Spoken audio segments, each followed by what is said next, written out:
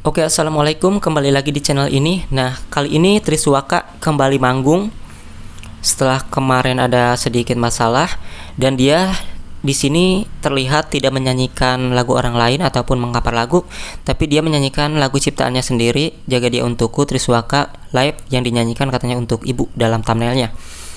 Dukungan-dukungan terhadap Triswaka pun semakin bermunculan di sini, dan di sini yang diunggah di Musisi Jogja Project. Di channel Triswaka juga ada ya, itu channel pribadi Triswaka, dan ini lagu tersebut diunggah di Musisi Jogja Project. Nah, tentunya pasti kalian bertanya-tanya tentang royalti. Sebenarnya Triswaka juga berhak untuk menuntut orang-orang yang tidak izin mengcover lagunya. Kenapa Triswaka tidak melakukan itu ataupun belum melakukan itu? Karena sebenarnya meskipun dalam peraturan cover lagu itu harus izin, tapi berbalik lagi terhadap pencipta lagu itu sendiri gitu ya. Karena ada pemilik hak cipta yang tidak tidak memperberat masalah tentang soal izin cover lagu di YouTube. Salah satunya seperti Dunia Manji. Nah, Dunia Manji kalau kita lihat di sini, nah di sini judulnya silahkan cover lagu saya. Di sini dijelaskan oleh Dunia Manji, kalau mau lagu saya di cover silahkan cover aja. Meskipun jika kalian sulit izinnya, katanya silahkan aja cover, karena Bang Manji ini sudah mempercayakan karena ada royaltinya ya. Karena ada royaltinya di sini. Sudah diatur oleh mesin YouTube. Nah, di sini bukan nyindir, tapi memang itu hal yang bagus buat diangkat. Kalau cover kan belum jelas dapat berapa, sementara kalau live perform kan ada kontraknya. Jadi Bang Manji ini, kalau misalnya kalian mengcover lagu di TV misalnya ataupun platform di kayak manggung gitu ya, itu kontraknya harus jelas, harus ada perizinan dari Dunia Manji sendiri apakah boleh di cover atau tidak. Sedangkan kalau di YouTube itu meskipun kalian tidak izin, itu akan ada yang namanya pembagian hasil otomatis. Izin tidak izin itu hasilnya sudah masuk ke pemilik hak cipta ya, royaltinya. Maka dari itu di sini bagusnya Dunia Manji ini memperbolehkan lagunya juga. Jika kalian sulit di cover, itu kalian cover aja katanya, karena sudah dibagi hasil royaltinya ada. Namun jika kalian ingin izin ya tentu izin. Namun jika susah ya diperbolehkan gitu mengcovernya. Nah, tentunya musisi-musisi seperti ini patut dicontoh ya, tidak memberatkan para pengcover lagu di YouTube. Mungkin hal itu pun terjadi terhadap Triswaka. Mengapa dia tidak ikut juga menggugat musisi-musisi yang mengcover lagunya? Jadi intinya, meskipun dalam peraturan cover lagu ataupun undang-undang hak cipta harus izin, namun semua itu tergantung kepada pemilik hak cipta itu sendiri. Apakah dia memberatkan para pengcover lagu atau tidak? Nah, salah satunya ini, tidak memberatkan pengcover lagu yang ada di YouTube seperti Dunia Manji. Maka ketika waktu itu saya sudah suka membahas tentang cover lagu ke YouTube no copyright gitu ya. Saya waktu itu kontennya tutorial. Maka saya cari-cari berita, dan salah satunya adalah musisi ini berbagi edukasi tentang hak cipta.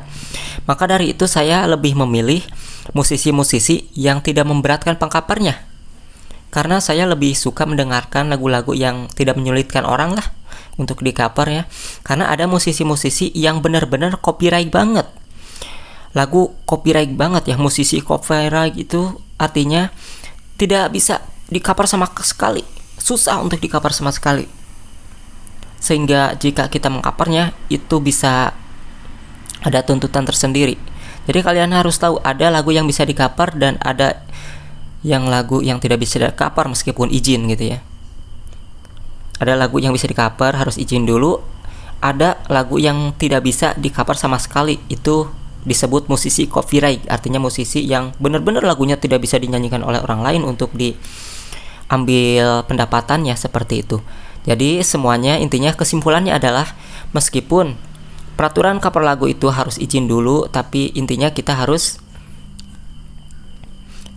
mematuhi peraturan-peraturan hak cipta, hak ekonomi, dan hak sebagainya.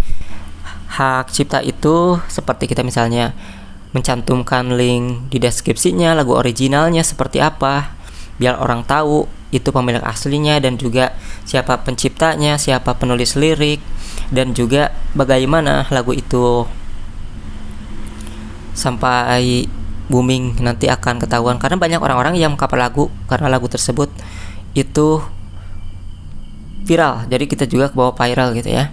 Dan ada juga lagu-lagu yang tidak bisa di cover selama 1 tahun misalnya ya.